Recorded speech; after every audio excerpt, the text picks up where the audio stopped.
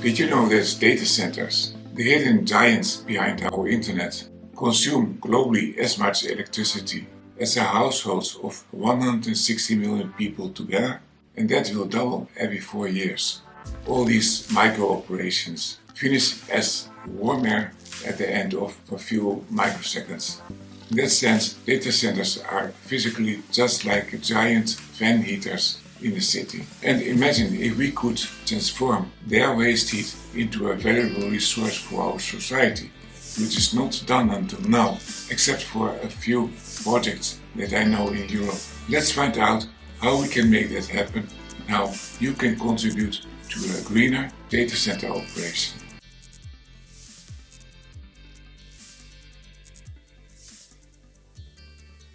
Hi, Norbert here, energy engineer. Welcome to video number 55, where I explain how you can support the climate even from your smartphone or computer. Today we are diving into a fascinating and also crucial aspect: the enormous amount of energy consumed by data centers and how we can repurpose the waste heat for useful applications. Let's explore how this can benefit hospitals, food industry, but also district energy systems. Plus, I'll show you how you can contribute to less data center emissions. Let's get started. Data centers are the backbone powering everything from streaming services, data storage, but also artificial intelligence. However, they consume such an enormous amount of energy. As said, in 2020, all the data centers together accounted for the electricity that is consumed by all households in Germany, Italy and the Netherlands together. That's those 160 million that I talked about before. And this excludes energy-intensive activities like Bitcoin mining. One surprising discovery is that all this energy consumption ends up as heat that needs to be quickly removed from the electronic components. About 60% of the energy is used by this core information technology, while the auxiliary function of cooling all these electronics consumes the remaining 40%. Artificial intelligence in particular requires significant processing power, which translates to high energy consumption and also high waste heat.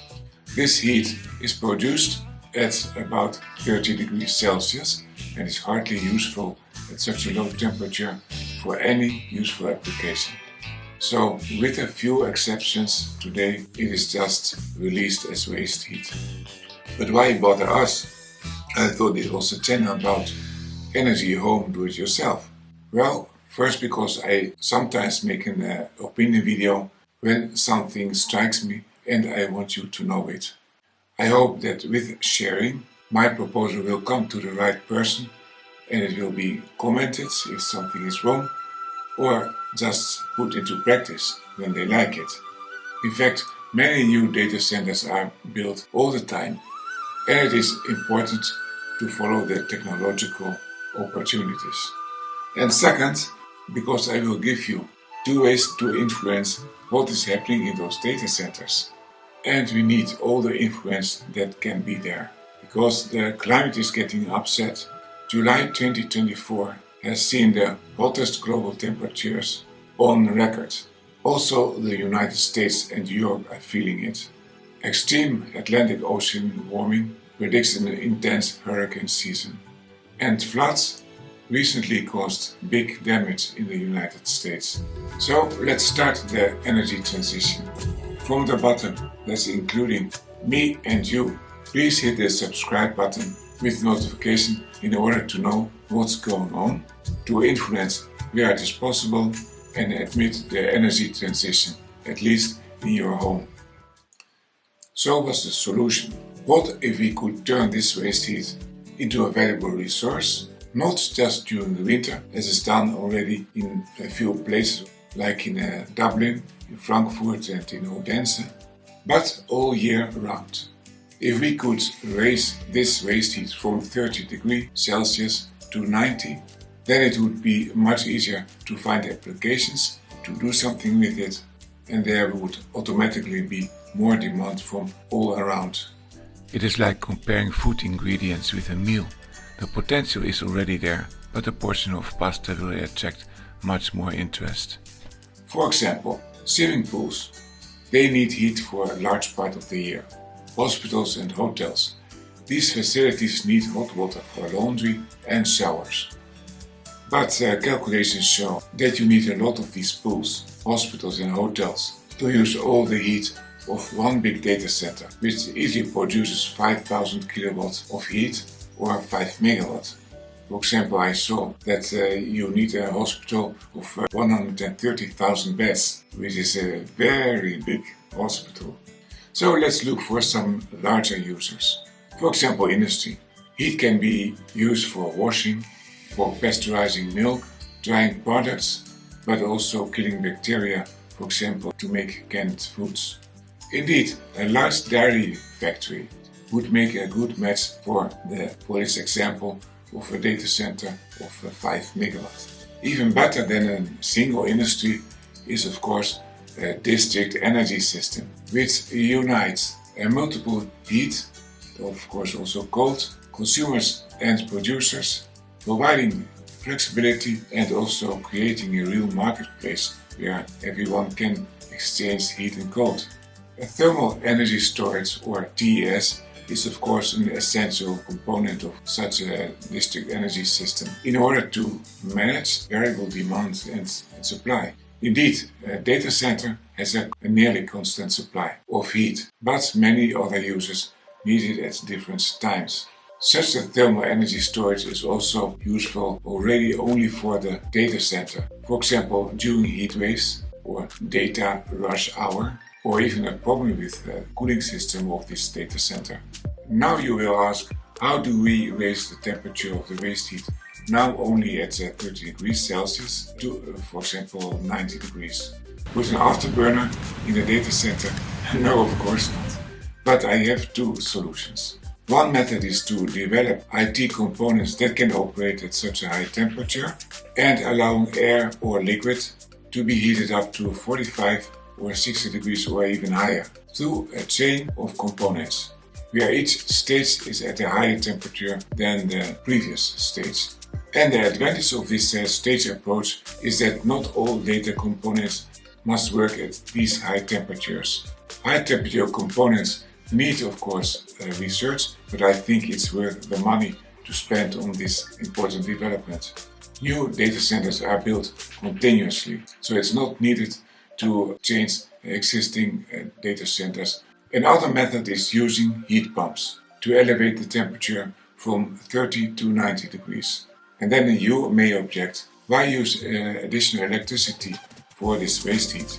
The answer is, of course, to transform it from waste heat to useful heat. A heat pump can multiply the needed electrical power by a factor of 3 or 4, while it is raising the temperature to a more useful level. And this is extremely efficient. It enables us to recycle this low-grade heat and replace even fossil fuel-based heat sources with a very limited amount of electricity, having a significant reduction in CO2 emission. And moreover, with the thermal energy storage, we can switch this heat pump on if there is much abundant electrical energy from wind or solar PV parks, which are many times working against the market and get a very low price for their energy.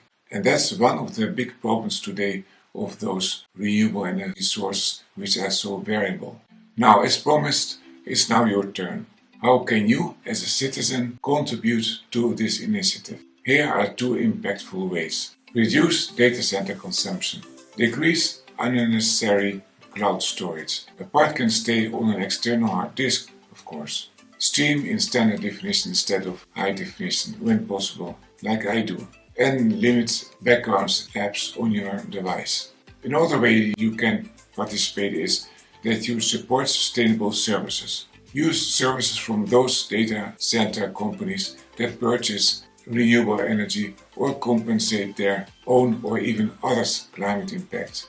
An example of the last is the search engine ecosia.org. I have not any relationship with them, which works with existing well-known search engines and uses the revenue from advertising to plant trees and absorb CO2.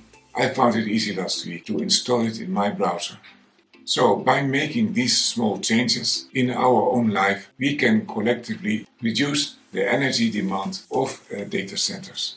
Regarding the other ideas, that really depends on the good sense of data center engineers, and I hope that this video will find its way to them. So thank you for joining me today to explore how we can harness the waste heat of data centers for a sustainable future. If you found this video informative, please like, share and subscribe to the channel. Especially share this video with decision makers in data centers, or also, for example, with city planners or engineering bureaus. Together we can make a difference. And we will now go to the next video, which is a very related topic. I talked already about it. It's the thermal energy storage. And the interesting fact there is that you can couple the heat and the cold storage of water with the cold and the hot side of the heat pump, because the heat pump is able to make both at the same time. So then you have also double the efficiency of your electricity which you put in the heat pump. And this idea is very suitable for a district energy system that I mentioned above, and a data center can be part of it.